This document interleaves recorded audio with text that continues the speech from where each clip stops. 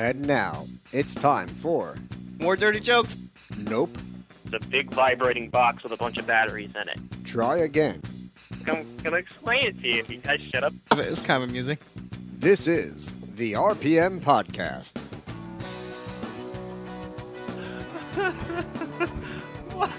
That's the best one yet. Hands down. Hands down the best one yet. TJ Graves, who would have thought he had a home run with that? Oh, that was awesome. I think he knew.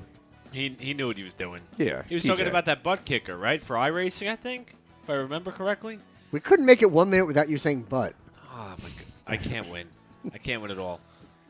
Well, hello, everybody, and welcome once again to the RPM Podcast. I'm Eric Brennan, joined this evening, or afternoon, or whatever you want to call it, by my buddy Sam Ballard Jr., our friend Josh Matthews is running the boards for us, and, of course, our buddy Eric Graham.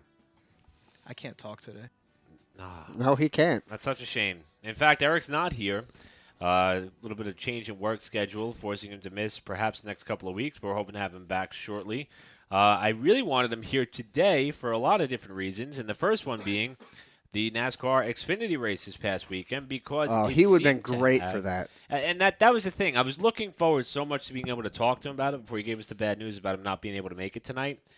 And it just seemed to fit with what we hope, Sam, you guys don't have to deal with this weekend with the karting event in Pittsburgh. You guys do run in the rain. Yeah. Constantly. Now, I don't know how many times it's happened to you with when you worked at Englishtown or whatever, but I'm sure it's happened before, even in your short tenure as a karting official. It's Wait, did you say short 10 years? tenure. Okay. Because You went tenure as, and it sounded like 10 years. well, It's that horrible New York I accent. get You what gotta- you were saying, though. tenure. No, it's not. No, it's about getting rid of that horrible accent. Well, we all What know accent do you want me to have? it's fake. It's not fake. South what am I, Jersey- like one of those British singers? I can just turn it off when I start talking? It doesn't work that way. You turn a lot of things off. Goodness. Anyway, back to the more important stuff. The racing, yeah. I mean, I've been down in Englishtown where there's a little like sprinkles, like fairy dust of rain running around. But my cousin probably would have a lot more experience than me in the rain Now, with the go-karts. I did do a Gear Up F-Series event. I forget the name of the track. Oh, it was like 3 days after I had LASIK eye surgery. And the guy running the program, his name's Mark, a really, really good guy. I know that there's kind of like this awkward split in the karting world, kind of like what there is in the world of Outlaws and the off-road truck series and what there used to be in sports car racing. or the Carton So Indy we're thing. not. Yeah. I'm not necessarily picking sides or playing favorites here. It's just that's the gentleman that I was working for that weekend, and I ended up going up there and doing one of the shows, and I mean it poured. And they have a monstrous back straightaway on this karting course, and here's the other thing. Wait, what turn is at the end of this monster's back straightaway? I got to ask. Well, it's. Is it like one of those, No, it's kind of like it's almost like a Mid-Ohio type track where like the Okay. front stretch is really, really small, and then the back stretch leads you into like turn 6 or 7 of the course. but is it I like gotta- a sharp, or is it Yeah, kind it's of actually a, like a tight left-hander at the Okay. end of it. And they come out of like almost like the keyhole turn at Mid-Ohio or the carousel at Watkins Glen. They come out of like Okay. this sweeping left-hander onto this back straightaway. And it just filled up. And actually, this was also supposed to be their first night race of the year. So now they're racing in the rain, in the dark, and it's been raining all day long, and now everything is puddling.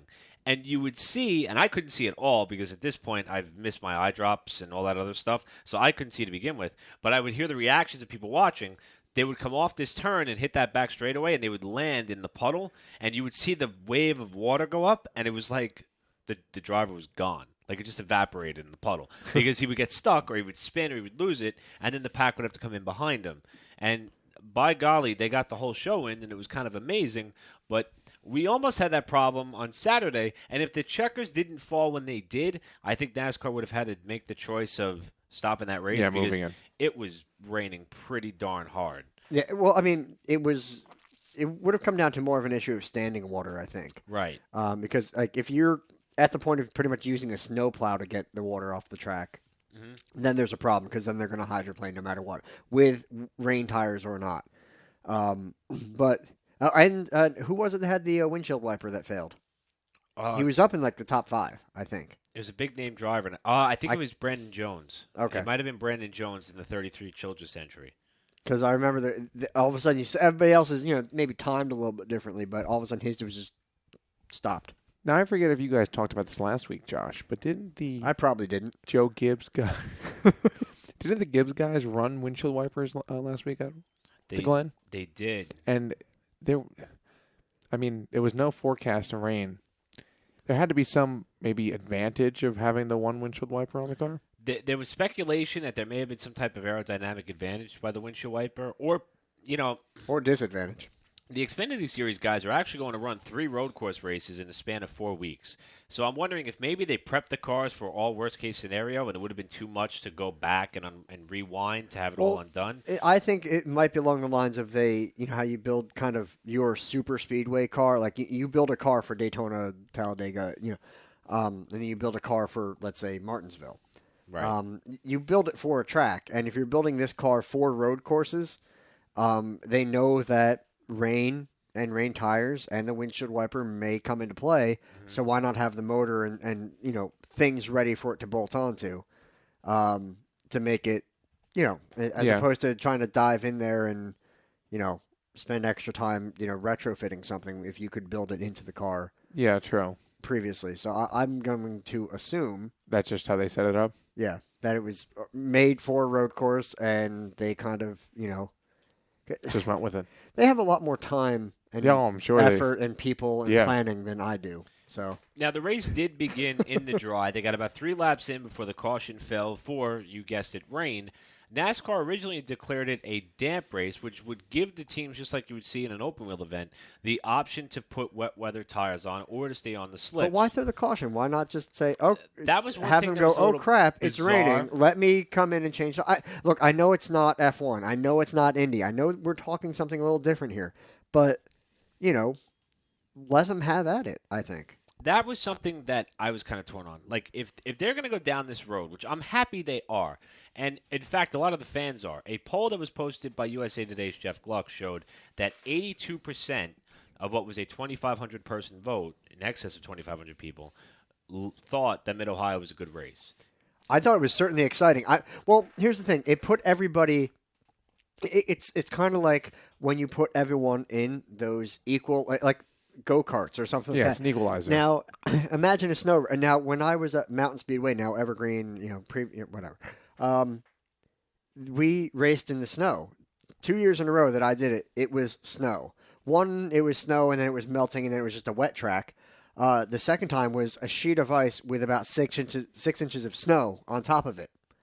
And, I mean, it didn't matter what power you had. It didn't. Your setup could help marginally, but the point is you're in a rear wheel drive, not a solid rear. No welding of the spiders. I mean, it wasn't a live axle. I mean, it was an open rear, so traction was just not going to happen. It was whoever had better snow tires, and whoever could drive in it. So all I'm saying is the track got so bad. And not at anyone's fault, this is Mother Nature here, that it put everyone on a really even playing field where you saw Wallace. Bubba Wallace he was in the lead towards the end. He was doing great. And then he just overdrove the turn a little bit and then out into the grass. Yeah. And and then he tried to get it back and he was kind of hanging on to third. Then he did it again because he pushed just a little too hard. And it's about finding that edge and not going beyond it, and that's very tough. Yeah, and I think that's what Justin Marks said pretty well. To watch him even run that last lap with Hornish right on him. I mean, they're relatively close on a road course race. How close they were, and he didn't mess up. That was actually a very tight finish, I think, overall. And there were several other battles still crossing the line, and I thought it was a very exciting race. I thought I have to say it was a good race. But I mean, I know it's one of those things that's a little hard to judge and hard to rate. Sam, what would you rate that? I mean, what I was going to say, and maybe I'm going to get a lot of hate mail from Facebook over this, but I think that it was a novelty thing racing in the rain. I think that's why people liked it. Sorry. Wow. Eric? I give it a 6. 6 or 7. All right. Well, I'm off the show now. I do want to talk. No, Sam. I want your rating first. I want to touch on your point, but I will give it about perhaps an 8. Okay. I like this new soundboard. We're doing good. What would you give it, Josh? That had to be an 8 or a 9. Okay, so wow. we're in agreement, probably for the first time in the history of the show. Well, here's the thing. Yeah, right? Here's the thing, because I understand what you're saying novelty-wise. It was a huge novelty. And I mean, Mid-Ohio is a great track. I just think it was a novelty. Eric wanted us to say this in the show. This is why they don't do rain races on oval, because of the because way because it you turned won't out. have a wall left. Exactly. Now, here's a couple of things. Exactly. Shout out to you, Eric Graham. That was for you, cuz. Yeah, and I mean, for the people who think that, since now NASCAR could do it on a road course, they could do it on an oval. Completely First of different all, animals. stop where you are right now, and don't ever think of that again, because this is proof that is in the pudding. It's just not a good idea. However, Dave Moody does agree with you, Sam, that he was not a fan of what we saw. I mean, I wasn't. On Saturday. That's why I didn't where watch we saw it. the wet weather racing. However, there's two sides to that. One of which you mentioned it being a novelty. This is a rare occurrence, perhaps right up alongside the truck race at Eldora, that you can hook somebody on something that is different in the world of NASCAR. That is not the norm. Okay, the truck race at Eldora happens once a year. Racing in the rain is something that could happen on a road course perhaps once every 3 or 4 or 5 years. But I mean, we saw races at Pocono when rain was coming on the way, and they said race till halfway, and it was some pretty awesome racing. I like that. I like that aspect of it. But the minute you put rain tires on, you put windshield wipers on the cars, it just changes the whole aspect. But of here's the car. the thing: a lot of drivers went back to slicks because it dried up. Yeah. So that went back to whatever they qualified and tested on, and then it got wet again. So, I mean, that was Mother Nature playing, and that was, no team is working and getting an advantage. That is just when Mother Nature happens, and boom, here's what you're handed. You guys have to deal with it because we're still racing. And I think that leveled the playing field a bit. No, I agree with you on that. And agree here's the with you on thing. Unlike, other certain novelty things that they can do, or, where, let's say you go to the All-Star race, and here's the special rules that a lot of people didn't like, even though I liked them. But, what? I'm acknowledging it. What? I'm modified suck. I don't know. Oh, wow. A lot of people disagree with me. It happens. That's part of how this becomes a show, and this is part of the dynamic, guys. So, but here's the thing: it let the drivers show their skill of pushing it as far as they could, because it wasn't like they just locked it up for a second, and that it wasn't like a minimalistic penalty for screwing up on the driving end. It was, oops, I overdrove the turn, and now I'm going to lose 5 spots because I got to go mow the grass for a little while and then come back. But I mean, I agree with you on that. I think that it definitely was cool to see guys like Bubba Wallace, who, I mean, Roush won the championship last year. I don't know why the kid's not performing in the car. I mean, he does decent. It's not like what is it pressure? You think? I don't know. Could it be? Could it be that fine? I think it's just Ford. With the chase, I mean, it's I'm sorry. I just had to say that. My bad. Ford, folks. With the chase, Bubba's probably going to have a shot to contend for a title. Oh, yeah. But now back to your point, Josh, and this is the one thing that always got me. I believe the first time that we saw a wet weather race, and this is without me doing my homework, so bad job by me, was the Xfinity race in Canada back in 2008. I think that was the first time that we did see it. And it seemed like the idea of continuing that trend was not solidified by NASCAR. In other words, they did at one point say, we'll run the Xfinity cars, then Nationwide cars in the rain, but not the Cup cars. No, we're not going to go there.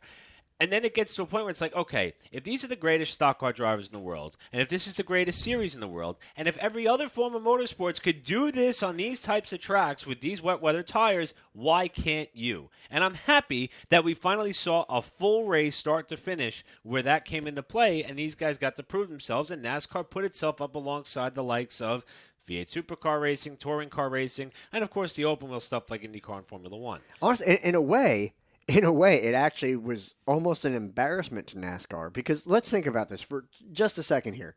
And I know you're talking about completely different cars. The downforce, the design is insanely different from F1. Now, to see an F1 race in the rain, we see it enough, and it's like nothing, and they do their thing, and it does change how the cars handle. It does change the race. It definitely affects it, but you're so used to seeing these cars on just dry tracks, Right. and they don't really get a taste of the wet weather like ever. And all of a sudden, you get this, and you know, a lot of people would think, oh, well, they're just gonna keep going and maybe go a little slower. There were so many wrecks, so many times that people went off track all over the place. It was just, I mean, honestly, it made them look like really poor drivers if you compare it to F1. But it made it also very exciting, and it was one of those things. You know, maybe they just aren't as good on a wet track. Well, I think don't know. that's one of the things that F1 has down. I mean, I enjoy watching F1 now. I Well, never they thought might I'd say that. plan But for it or practice with it, yeah, but well, NASCAR's not going to. I mean, out of all the forms of racing they have now, I think F1 is some of the more competitive, better stuff to be watching.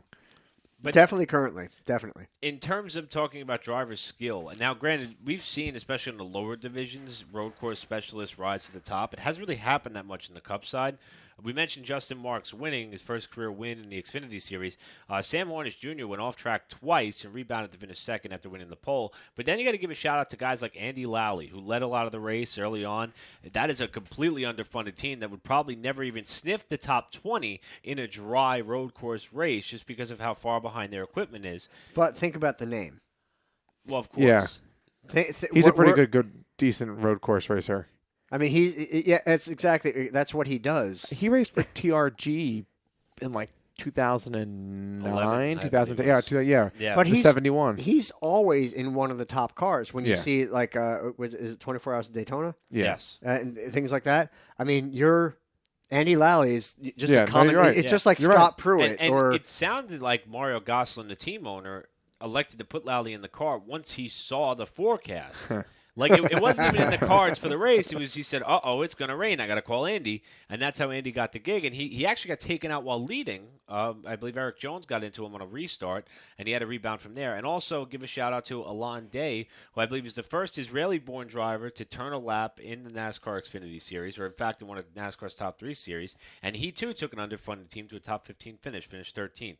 that's So not bad. it's great to see something like the weather be not even an equalizer because, you know, I would say restrictor plates are an equalizer because everybody's got the same shot. This really put Yeah. it back into the driver's hands, and it showed. And I think That's what I loved about it. That to me is what made it so much more exciting. It wasn't because there were more wrecks or off track excursions or anything like that. It was because now the drivers have to show what they're made of, and they have to, and you have to push as much as you can, but you have to realize the limits. And it also made it a lot easier from a fan's perspective to see, you know, oh, he did that wrong, and I know that he did that wrong because now he's almost into the tires. This is what I can't do next lap. And also, there was a lot of hype about Owen Kelly, who's probably your next version of Marcus Ambrose. Came straight out of the V8 Supercar You think so? Series in Australia, and he has competed in NASCAR before, but there was a lot what of level? hype. He ran a couple of Xfinity road course races Okay. not too long ago. In fact, I think him and Ambrose are friends, if I remember correctly.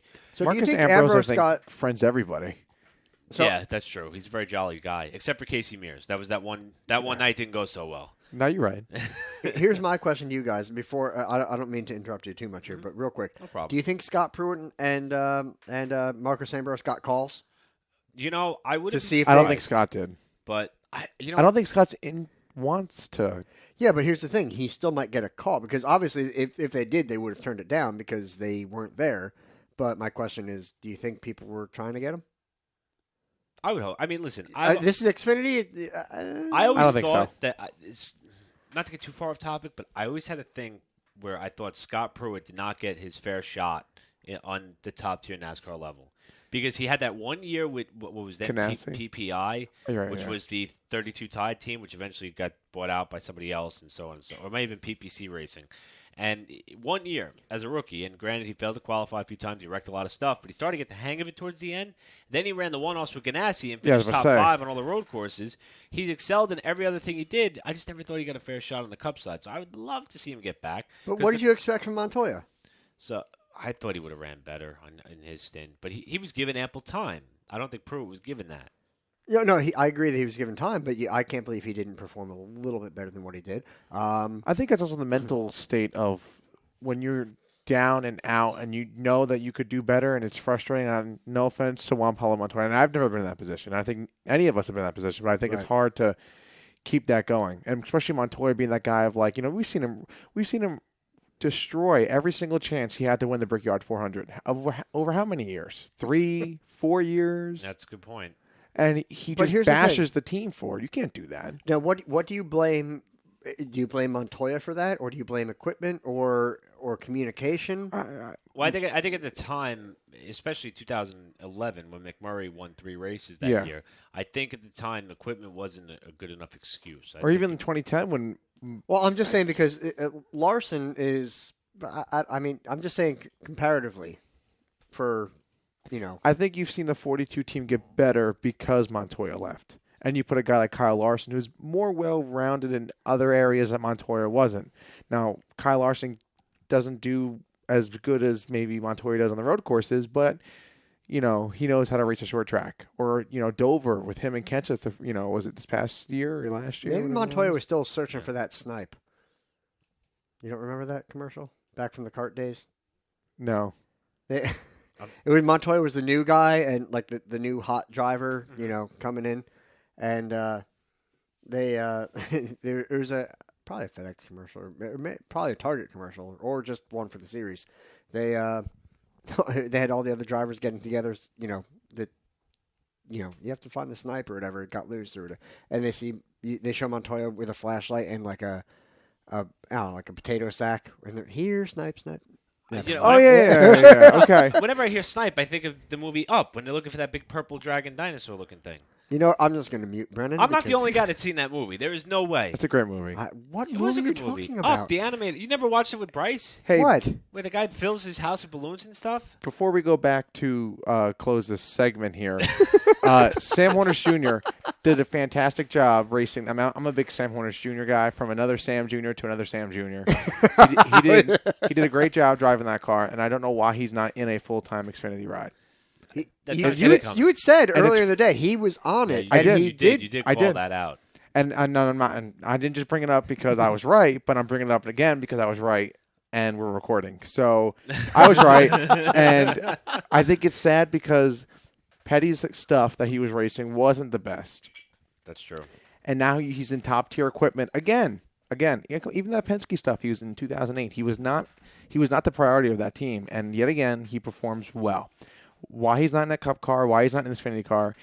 Get off of NBC, SN, whatever the hell TV show he's on now, and get into a car. He does a great job. Yeah. And the other thing is, Sam wasn't that good of a road course racer in IndyCar. No, So he it's wasn't. great to see him do well in the stock car. So, last question.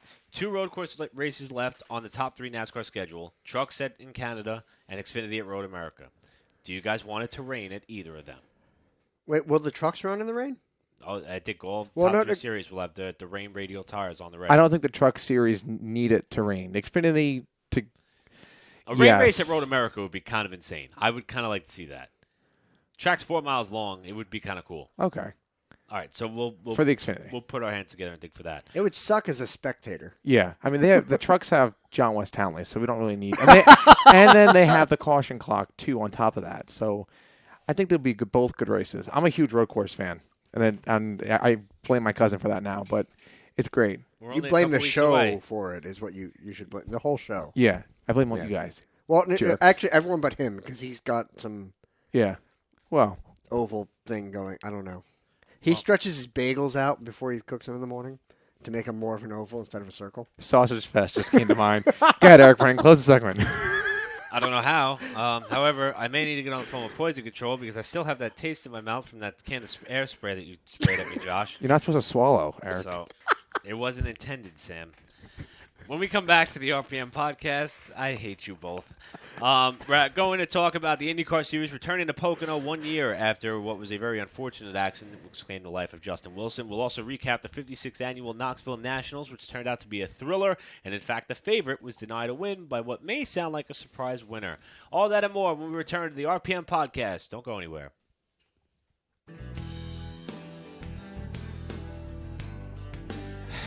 All All right, this is Eric Graham from the RPM Podcast. Josh and Eric Brennan won't leave me alone until I do one of these read things.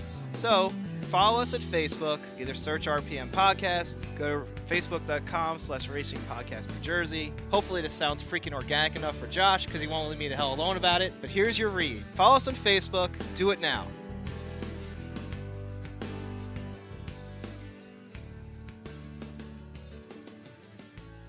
Welcome back to the RPM Podcast. I'm sorry, I'm deeply involved in trying to find a picture to show these guys. We don't want to see it. Oh, good. We know how it works. No, this is... Oh, man, I did it again. I walked right into it. No, it's just... It was the picture of the dinner he ate It's last just time. the way that somebody chronologically defined their career Oh. at a Or lack thereof, at maybe. a supermarket. Welcome back to the RPM Podcast. I'm Eric Brennan alongside of Sam Ballard, Josh Matthews, and as we noticed, Eric Graham unable to be here tonight. No está. I'm the big spoon. Yeah, he still is the big spoon, indeed. In fact, he might need some spooning because he's not feeling too well either. Big Daddy So, E. We hope you're better. That, Big Daddy. take note, that was Sam that said that this time, not me.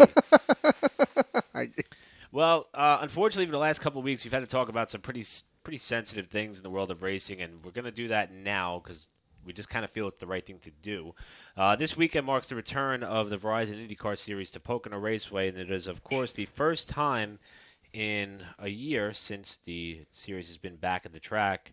The last time there, we lost Justin Wilson.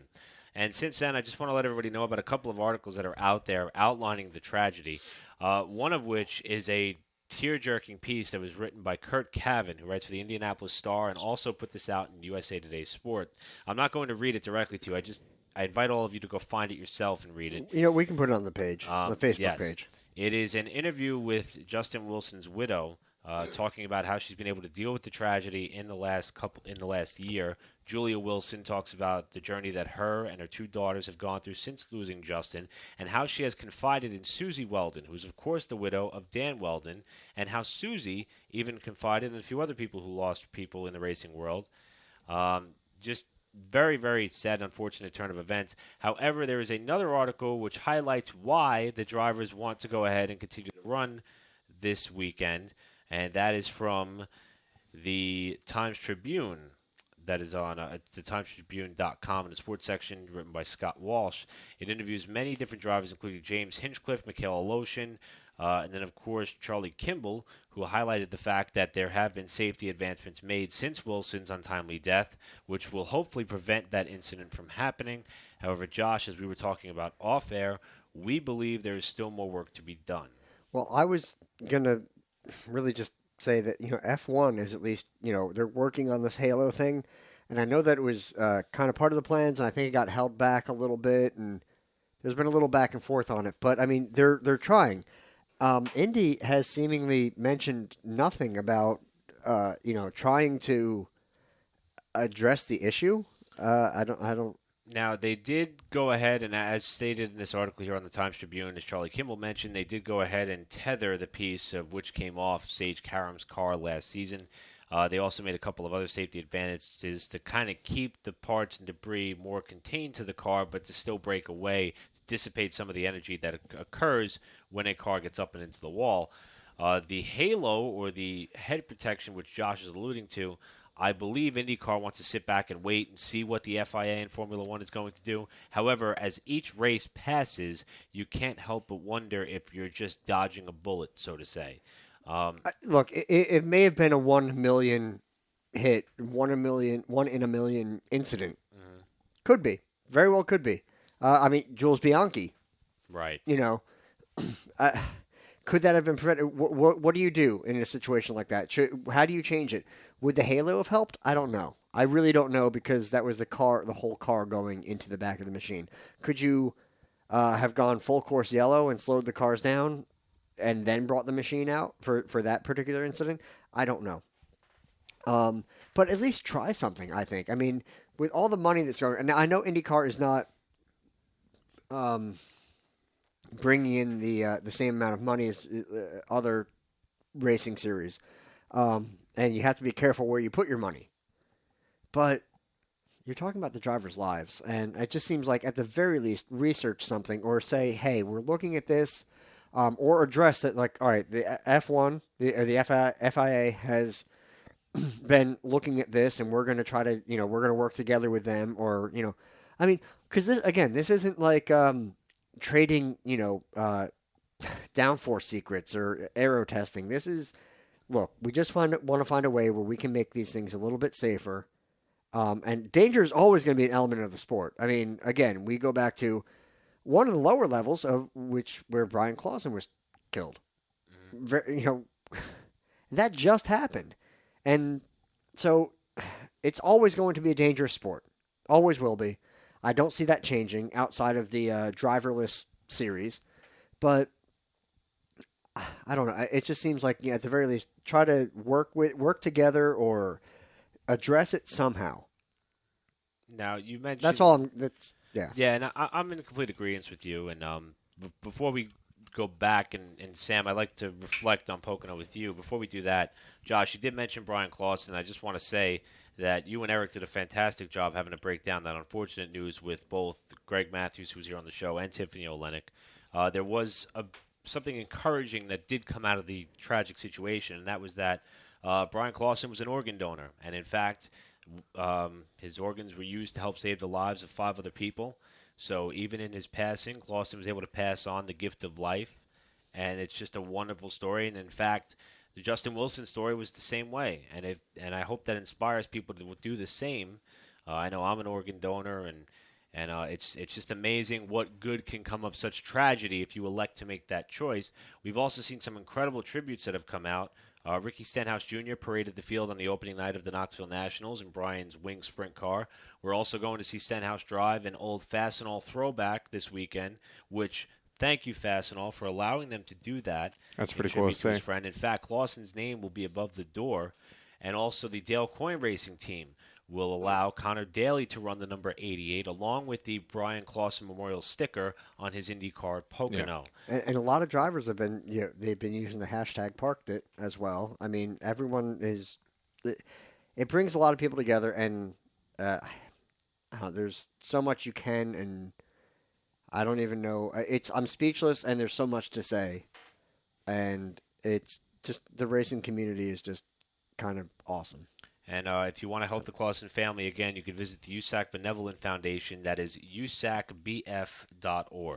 Now, Sam, going back to Pocono, we really wanted to make it a point to get back there because when we talked about it during the show's inception that, you, Eric, and I were there. The only reason Josh wasn't able to make it last season was because of a family commitment, which is unfortunately why he won't be able to make it back this season. My son's birthday. No, I'm just... I'm sorry.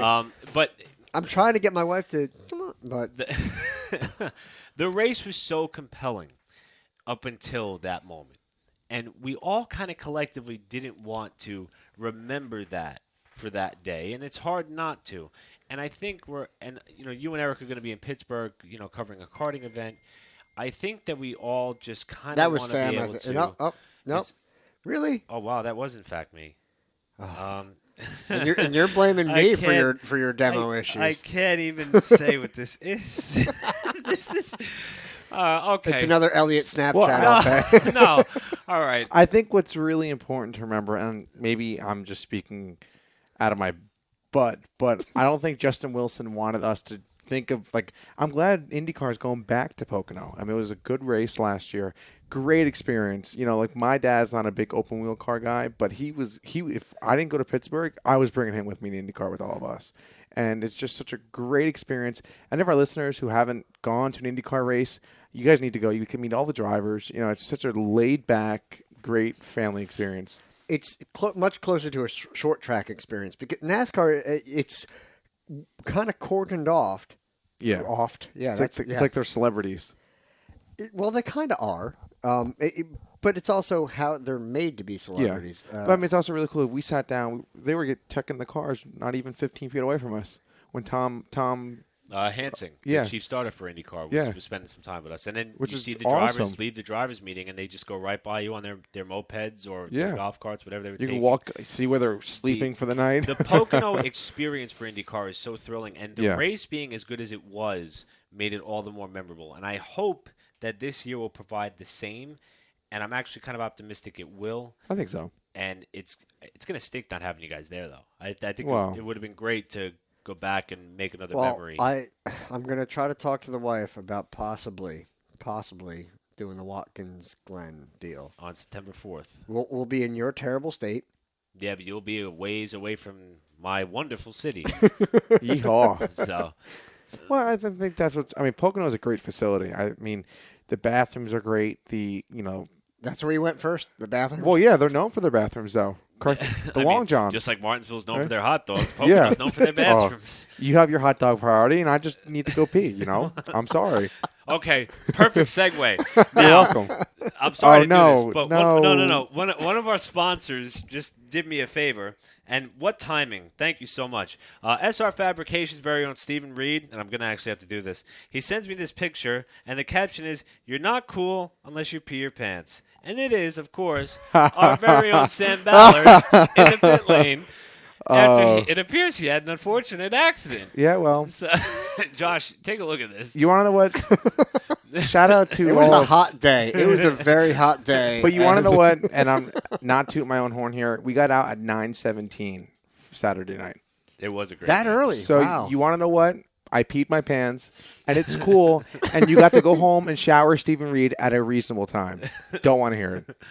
Don't want to hear it. there- That was a lot because you peed all over your backside. Too. Yeah, well, Alan had the front, and I got the back. I hope that I showed it enough for the YouTube viewers, but You can put it on our Facebook page. I'll make our new profile pic. I'll tell you, Stephen Reed has become one of the coolest supporters of our show, and I can't thank him enough. It's He's a good guy. I don't know how to transition from that. Now, one thing we did I love talk my about- job, though, at Wall. I love it. Oh, It's great. We're all very fortunate. I get so excited that I just, It was a hot day. yeah. I was hopeful that you were sitting on a wet jersey barrier or something. No, I just, well, yeah, well, I don't know. All right, anyway, back to Pocono. They, Actually, we did briefly talk about the Knoxville Nationals, which took place this past weekend. And I'm not sure if you guys had a chance to see the highlights. If you did, I'll send them to you anyway. But Donnie Schatz was going for, I believe it was going to be his 10th win. And it turned out to be an incredibly thrilling event where him and it was the eventual race winner, Jason Johnson, who ended up battling for the lead. There were multiple slide jobs. In fact, they banged tires twice while going into the first turn. Somehow they didn't wreck. Darren Pittman led the early portion of the race, the guy who virtually owns New Egypt Speedway. And it ended up being Jason Johnson who got the best of the multi-time champion of the Knoxville Nationals to go on to win. Now, it got me thinking. Knoxville is perhaps one of the most underrated big league races in all of motorsports. I mean, if you think of every other World Series or Super Bowl style motorsports event, like Daytona 500, the Indy 500, 24 Hours of Le Mans, Knoxville used to have its time in the spotlight. And I don't know why it doesn't anymore. Now, I well- know the track had something to do with that. Chili Bowl. Right. yeah, that's a good point. The Chili Bowl also gets live coverage now on MAV TV for the last couple of seasons. But for Knoxville, you pretty much have to go there or that's it. And I know that they did play a role a few years ago in perhaps saying, hey, maybe we shouldn't air the race live to encourage more people to come and travel and come see Well, that's what like is the greatest spectacle in sprint car the racing. local blackout kind of idea. But that's the thing. If you're going to do that, you can level restrictions. I mean, we've even seen on the Speed 51 side of things where they stream local short track racing that they can institute a blackout judging by the billing zip code of your credit card that you're using to pay for it. So there are ways around it, and I think it kind of buries. Like, I was looking on motorsport.com, Racer Magazine, to try to figure out who won at Knoxville, and it turned out to be National Speed Sport News that had it as a headlining story because one of the key contributors, Ralph Shaheen, was actually in Knoxville for the races. So I would love to see more of the Knoxville Nationals. I mean, it's a multi-time day event. I mean, it starts basically on Tuesday or Wednesday, and it goes all the way into Saturday. Did and you just say multi-time day event? I can't get away with anything on this show. I think it's pretty good. Nothing. Woohoo! New intro. That's done. But, I mean, I think the minute Fox bought or took over Speed, we saw a lot of, Football, unfortunately. yeah, and I mean, I'd rather watch paint dry. By the way, Josh, But anyway- I got a fantasy football league. You want in? Only if I can make you lose money on it. You can if you beat me. I know a guy. Go ahead. But no, I mean, I think that, with Speed TV going, and I love Speed. I mean, I could watch Speed for days on Well, end. but the unique whips and dumbest stuff on wheels kind of got annoying.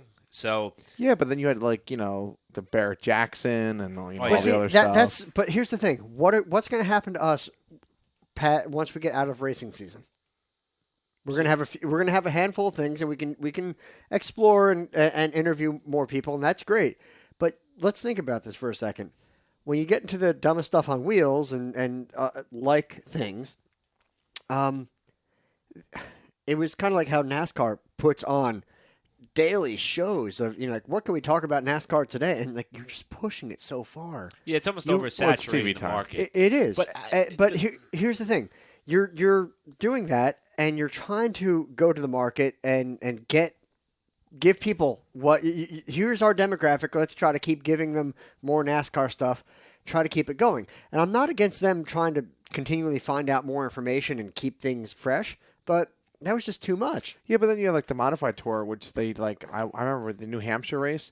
I don't think it airs until September, Yeah, TV wise. even the Bristol race, which is going to run tomorrow. We're recording on Tuesday night, the 16th. The Bristol race, which preludes Exactly. the truck race, that used to be live. Now you're not going to see that for a while. And but they had weekday shows that were really good, and they also had weekend shows like They Dave had a few. Despain, Wind Tunnel. Look, I'm all for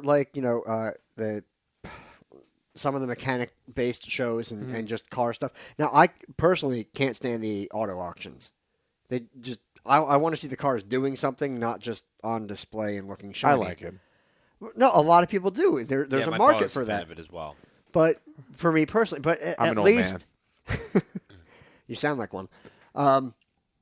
At the very least, I could always rely going to Speed Channel. Yeah, and you're right. There was something auto Racing. related. Yeah. At the very least. And all right, fine. If I could watch Velocity for a bit and not watch the auto auction, that's one thing. I don't get any of I'll these watch channels. Wheeler Dealers all day. That's great.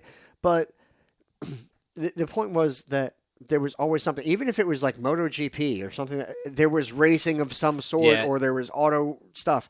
And now there's so much preseason football and football this and football, and then you'll get some baseball here and there. I'm Now- like, no, just do something, anything. The one area where, and this hasn't really been proven, but the statistics show you this is a possibility.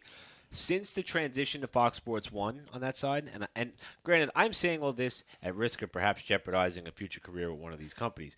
I love the job you do on Fox Sports. If you need another racing commentator, just give me a call. Now, the one thing My that I number would say, is. yeah, I'd be petrified to do that right now, especially with the listeners that we have, like in Europe. Now, with the What are you afraid of? They're going to call you in the middle of the night or long more? distance, man, it still charges you money, doesn't it? I don't know. It depends on your phone plan. I don't know. Anyway, the two series or motorsports-related series that are still on Fox Sports 1 on a full-time basis, the Truck Series and Supercross, have seen significant ratings increases.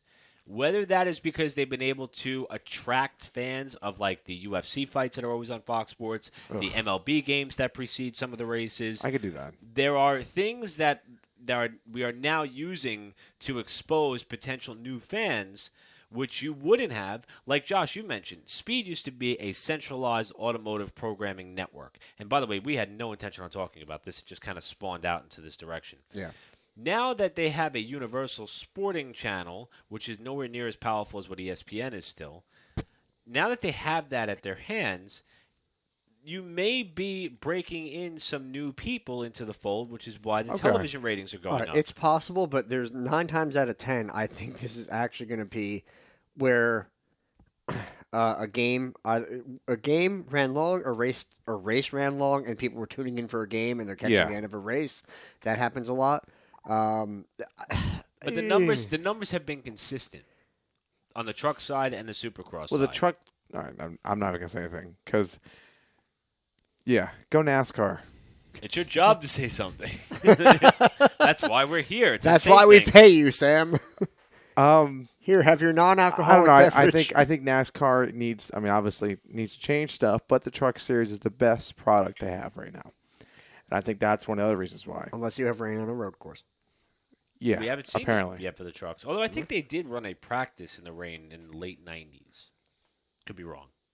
I saw him at Flemington. Not in the rain. No, it was not in the rain. And That would have been kind of cool.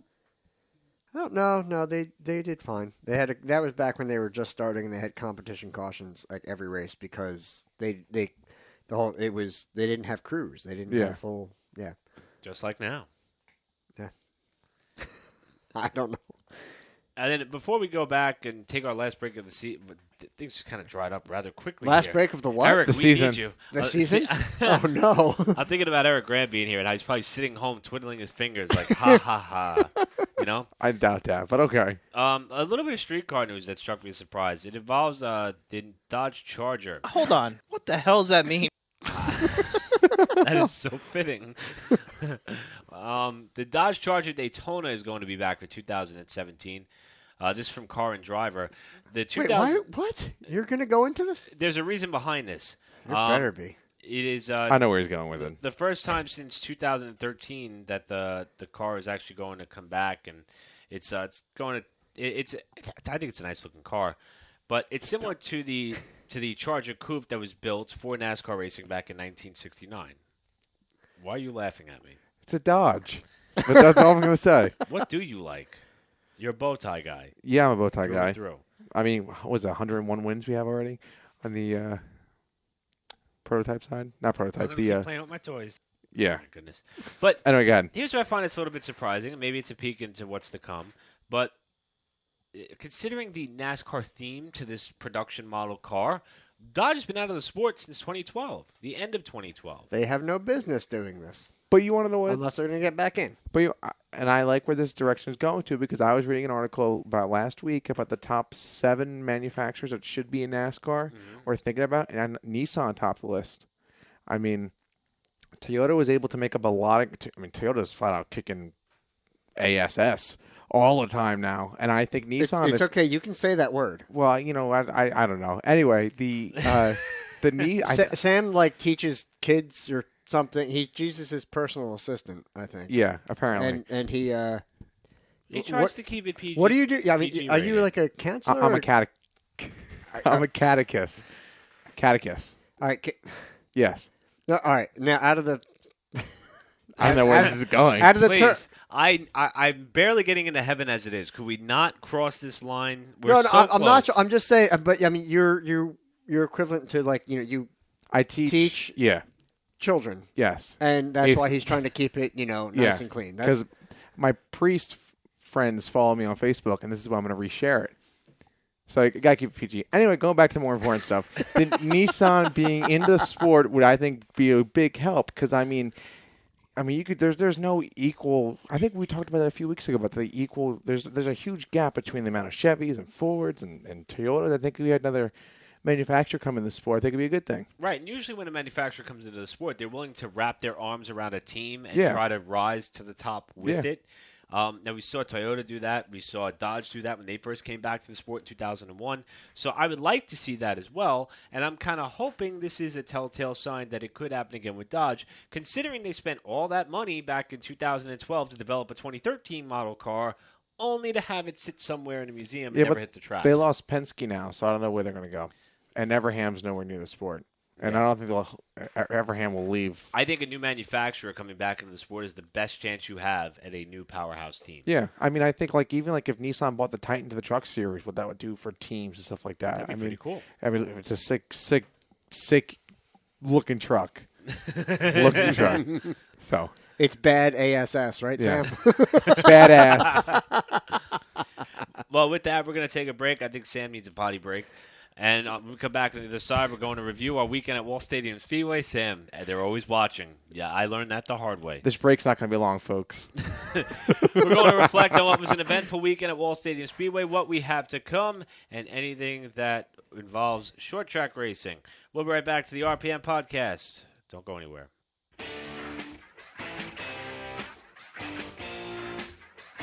Got a question you want answered? Email us at racingpodcastnj@gmail.com.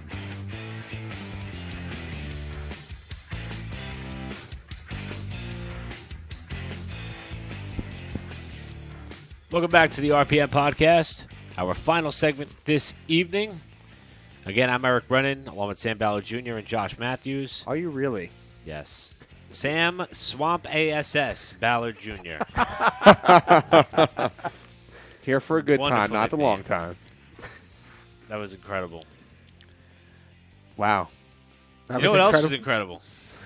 That Lemons race in Connecticut. Yes, indeed. We want to send out a big congratulations to our longtime listener and friend, Aaron Lieneman. After him, I think that's how we say it. I've been friends with him for a while, and I've talked to him a handful of times, and I still am not exactly sure if I'm pronouncing his name right. He'll send me a message or something, I'm sure. I'm confident we got it right. I don't want him to feel until you used my Swamp ASS to segue into his. I'm sure he won't mind, especially Okay. considering the fact he raced this past weekend. It's all right, I'm sure Aaron. that I'll he share the he spotlight raced with in you. that heat. I'm sure that Yeah. he had raced for the quite a same- long time. Yeah. So him, along with Dave Carpenter, as well as their buddy Ray, went on to win in the B class of the. It was a 24-hour of Lemons race. It was 24 hours of lemons. at I don't know. Thompson Speedway. Love that track. Yeah. I mean, It's a great track. huge kudos to them. That was awesome. Great. 'Cause I know he's been doing it for a while. He does it down in Millville as well. So, dude, congrats. I mean, that was awesome. And, I mean, that's, with the weather and everything else, that's a grueling race, especially when you come across problems.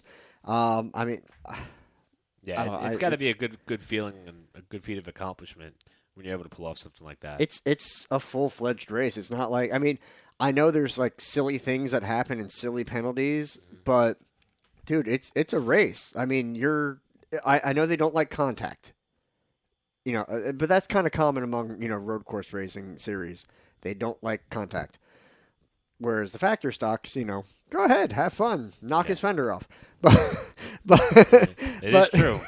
But anyway, I mean, seriously, it's not like just because they have other, wacky stuff going on doesn't make it any less challenging as far as auto racing is concerned. And so that was incredible. So I was actually kind of following along. I didn't quite have like the race monitor or times, but I was watching his posts and dude, just great. So now you can force more people to listen to our show because we talked about you again.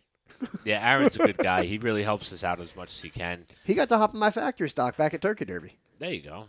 So that was awesome. I'm glad that he was able to hop in there. And now he's more than a heat race winner. He's a 24-hour Lemons winner. co-winner. I'm gonna make that on a T-shirt. You should. Yeah, Now something else. Whenever you get to making our first T-shirt, that would be I will. We'll Good give it out day. to Aaron. Something else that struck my attention was a headline that came up about Bowman Gray Stadium, which is it's becoming a weekly occurrence that they make their way into national headlines. This one involved, which is what they want. The wackier, the dumber it is, and it is kind of true. And this again, actually, I'm just gonna say this right now: bulldoze the whole thing. It's a terrible racetrack, and football is not a good sport. It's not even a real sport. So just bulldoze the whole thing. I mean- there's no use for that place. But on the same Make it a breath- parking lot. but- Make it a Lowe's. I but- don't care. But in the same breath, Josh, it's probably the most popular short track, It's most probably the most recognized, successful. For the wrong reasons. that's true. but it's what sells down there in North Carolina. It's what sells everywhere. People still like WWEF. I don't know. Make it whatever. Of wrestling? Yeah. Okay. That is the most manufactured. Somebody's going to email us and yell at me. Oh, it's real. Okay, sure. I All don't- right, yeah. If you think that's real, email me, please. Anyway, but it just feels so manufactured. Like, let's see what dumb crap they can do this week. Let's see who can chase after each other in the infield and almost run over our track workers. I mean, seriously. I mean, I agree with you, but I still, do, too, there's but, not many short tracks that are successful like that. Like I mean, it's just Look, I want short track racing to be, popular and successful. I agree. It's but not racing. It's not. It's not racing. And I definitely. mean, I hate it now because now I'm getting to know everyone in the pits area. Not like I haven't in the year past, but I'm really getting to know them now. And whether you like them or not, as a fan, you don't want to see tore up equipment. Yeah. No matter what series, no matter who it is, you just don't want to see it. It can be exciting. It can be exciting to watch. I mean, just like everybody going off track at the Xfinity race, sure, but just so much work to fix it. And now when you go to a short track, I mean, the funding is different. I mean, the whole thing is different, and it's terrible that guys are getting cars tore up. But That's what I hate to see. Especially but at the 'cause- same time, then don't go to that dump. True. I mean, if you're going to race there, because that seems to happen nearly weekly. Yeah, I but- can't believe a car hasn't flipped into the stands yet. That's an argument for another time. But But if on you the don't same want a car, breath, that's almost like the Daytona of short tracks, the way I think about it. And I think that any local short track racer from New Jersey to California would love to have a chance to race at Bowman Gray. And that's the thing. We've seen drivers go down south. I mean, most notably Danny Bowen spent a stint running down there after his success up here at Wall Stadium Speedway, and he did quite well. In fact, he's got a couple of wins under his belt there. Maybe not at Bowman Gray, but I know Tyler Truex went down to the Summer Shootout Series at Charlotte and actually clinched the Legend Car Championship there. So, yes, Bowman Gray is a marquee track for those who look to go down south, try to make a name for themselves, and it seems to do that. But all it does is give you a chance to get in a headline, and that is sometimes what it takes. I admit. Yeah, you get sponsorships. All I need to do is be a big enough jerk or say something racist, and all of a sudden our podcast gets in a terrible light. But there's terrible. There's no such thing as bad news or what was it? Exposure. Yeah, it's at least they're talking about you. Is what exactly. What they'll say. When they stop booing about you, that's when you start worrying. Yeah. Yeah, I understand that, but. Oh man, it is so frustrating because, all right, well, I'm here. Just go. Josh needs I'm a minute so. to breathe. He's passing the ball. Well, this particular story came from FoxSports.com. You can go and check it out yourself. The video is there. It happened in their Sportsman Division event, which looked like limited late models to what we run. Yeah. Where the race leader Wait. got What division? turned- What division? Sportsman. Sportsman. Prove me wrong. It is called the Sportsman. They look nothing like the Wall Stadium Sportsman, but I guess the concept is the same. The race leader essentially Just break stuff. No, the concept being of the cars, not of the. Oh my god! The concept being break stuff. No. You said that. Put your foot in your mouth. I'm going to get beaten on Saturday. Why couldn't I have said it next week when I won't be there? That's not what I meant, folks. He'll be in the It's tower, meant folks. The hiding, trying to blend in with the black walls of the tower.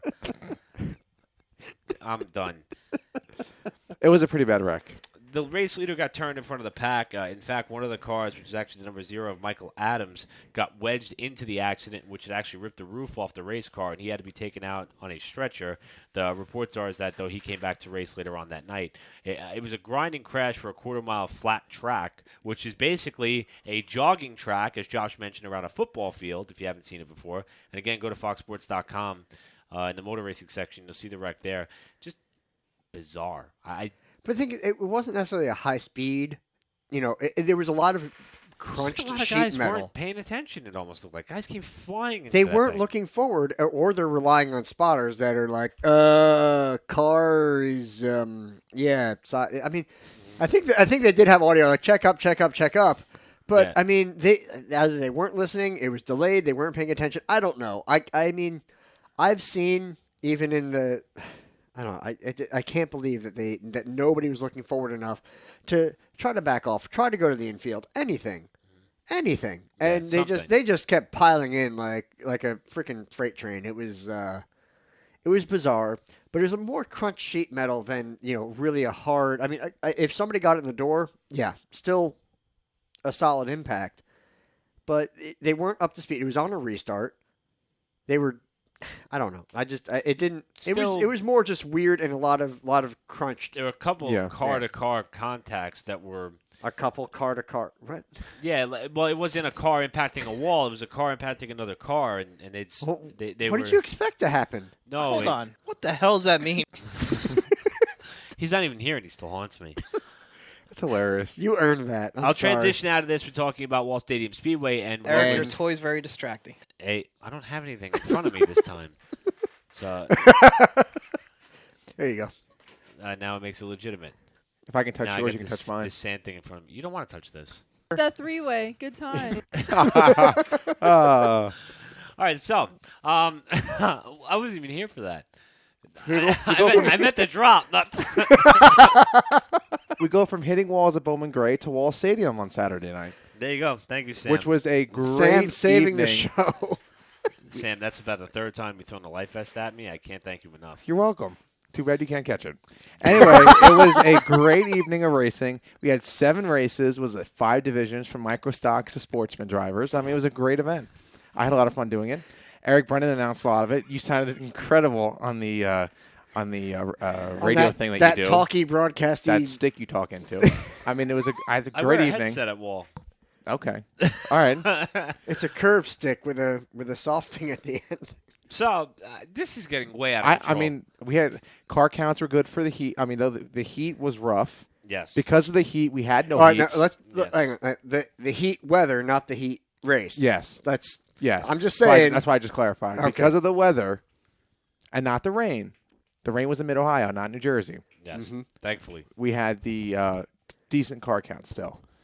And you guys saw how it affected me, and I'm sure the race car drivers all felt the same way. Yeah, and in fact, there were some of them that were running 2 races, including the Surfside Auto Body 4-cylinder division, where we saw 2 first-time winners, both of which came from second-generation racers. Young Kyle Sisko got his first career win in the second feature. The first one, which was a race that was postponed from July 30th, went to Brian Osborne. Both of those cars were essentially prepared out of the same garage, and they were at Woody's later on after the races, and they were all thrilled. However, the 2 of them were too young to drink, so they pretty much got to sit back and watch their family and friends enjoy their victories. I'll have a But- Diet Coke. But nevertheless, it was cool to see them there I go as to well. Woolies and get water with lime. They do that for me. It's great. You are a rebel. Oh, I'm a The, hardcore The Snap-on SOP. Tool Sportsman division also had 2 features that night as well. Jimmy Blewett got the win in a Crate Sportsman car. Not sure. Somebody said it may have been the first time he's gotten a win in a Crate car in maybe ever. I don't know. I'd have to go back to the record books and check it. Bad job by me by not knowing. And then You are so unprepared today. I am. It was a long day. I am disappointed. Me tired. Me very tired. And Kevin Davison also went to victory lane in his number 48 car after he had a rough start to the season. In the factory stock feature, Joe Monjo, the defending champion and current point leader, got his first win on the racing surface. It was the second win of the year. And, of course, in the Down Sport Modified event, which I think was a fantastic race from start to finish, we saw Andrew Krause grab his second win of the year. Of course, he won on opening night, holding off Derek Hopkinson. Hopkinson pressured Krause incredibly hard in the first half of the race. Krause was able to gap him in the latter stages, and Jason Treat rounded out the podium after he faced incredible pressure from Shauna Ingram and Zach Alsbach, which rounded out the top 5. We also New clip. Stuttering is a drop now, apparently. I didn't know Oh, it's that. going to be. It's going to be a montage. Let's. All right. Now, all right. You did your modified stuff, right? We did everything. No. I'm just saying you're done with the modified. Well, the only thing I want to do is I wanted to thank Bob Barker, Bob Barker Racing, who has his vintage modified. He also not had the Derek Knight. guy from The Price is Right. No, Different one. Our Bob, Staten Island Bob Barker. I'll give him other props on top of that. Did you know he added $50 to every winner's purse this past Yes. weekend? Thank you, Bob. The track needs that. Drivers were really happy about that. At least the winners And were. congratulations, new granddaughter. Yes, Yes. another granddaughter in the family Yes. for Bob. And he was there, and he had the quarter midgets, which are going to be race ready once they become of age. He was allowing kids in the grandstand to sit in the cars. He also had his vintage modified there that people were able to take pictures with and get a seat in as well, giving out firefighter hats for the little kids. Just a great effort put on him to celebrate all first responders who were able to enjoy the races this past Saturday. All right. So now that we're good on all the modified stuff, let's get back to the real racing, the factory stocks. Joe, You're not biased at all. no, not at all. Joe Moncho taking the win. I mean, it's been a long time coming because he hasn't been in victory lane in a while, right? Now, he was awarded a win when Jerry Stanzione failed post-race tech. A few races, well, I say a few races back. It seems like eternity ago. It was actually probably a few months ago. All right, but let's talk about on the track. Yes, like this was the first more time straightforward. in a while that he got to victory lane, and the first time in that car. Now he's one of the most experienced drivers. I mean, throughout everything. I mean, that is a racing family if there's ever been one. Yeah. Absolutely. They know the setup. They know what they're doing out there, and they build some incredible cars, and there's some incredible drivers. All right, but he had a different car, a car very different from all the other cars out on the track. He's got that Camaro.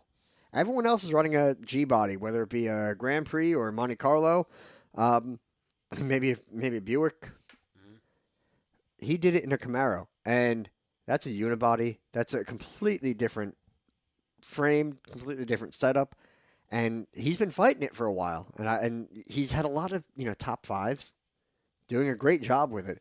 But it's been a hard-fought battle to finally get a win on the track. So, congrats. And when we had the on-track party, which was our second race of the year, which probably takes us back to the first week in April, I had the opportunity to ask Joe on the microphone, hey, Axe. hey, Josh, you're killing me today. Somebody's got to. I went up to him and I said, Josh, Not Josh. Joe. Man, I'm done. Woohoo, Totally done. J.O.'s. I said, Joe, you just won the championship. You put the car to the side. You build this Camaro in the offseason. Why? Why shake it up a little bit? He said, it was something he always wanted to do for quite some time. And he figured since he's got the championship under his belt, he might as well try to switch things up and, do something from the, start up from the ground up, have some fun with it, see where it'll take him. He found himself in the point lead only about 2 months into the season, and now he's got 2 wins to his credit, and that car was fast. I mean, the lap times were ridiculously quick. They got that thing dialed in really well, and maybe that car just takes a little bit better to the new Hoosier tires that they have to run, which was something that's been a huge talking point in the division. It could be. I mean, I'm sure there's a lot of things. There's a ton of behind-the-scenes work and not just repairing, not just welding stuff back together, not just banging out, body panels or, fixing leaks. The setup. I mean, you need so much time to put into that, whether it's springs or what shocks you're using or, camber. There's just so much that goes into it. It's unbelievable. And to take the time and then finally dial it in, they found something. They absolutely found something that is working. So I'm really anxious to see what happens in the next race. Actually, the next race for the factory stocks will not be for about 2 weeks' time. They will have the week off this coming Saturday, which will be Champions Night and cone races as well. Ooh. Downs 4 modifieds are on the docket. Twin 25s for the 4-cylinders after they ran twin features last week due to the rainouts. This one was scheduled. The 50-lap Sportsman event that was scheduled for August 13th will be run this Saturday on August 20th.